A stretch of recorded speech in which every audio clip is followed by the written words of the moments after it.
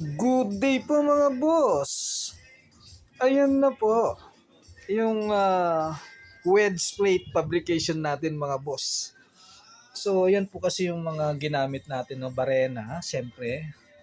5 pirasong end mill, siyempre 2 hantap at saka yung ating ginawa na patungan ng wedge plate para sa angle ng side.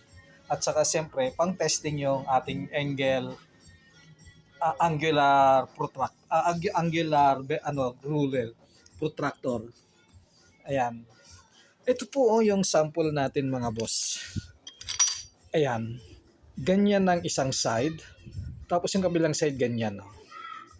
So, ito po yung mga nagawa natin. 14 pieces po yan mga idol, mga boss. 1, 2, 3, 4, 5, 6, 7, 8, 9, 10, 11, 12, 13, 14. Ito yung sample. 15 ito, 15 pieces yan. Nauna na yung isa dahil nagpagawa muna si customer ng isa.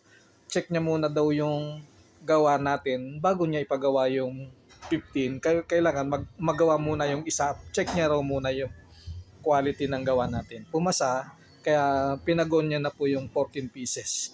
Ayan po.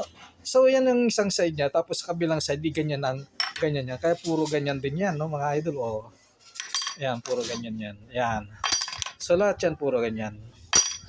Ayan. Ayan. So, yun po. Natapos na po. I-deliver na po ito. Ibibigay ko na po ito kay customer, mga boss. Ayan po. Idi, ah matutuwa po si customer nito mga boss dahil tinapos natin kaagad ang project niya. Yun lang po. Salamat. Bye-bye.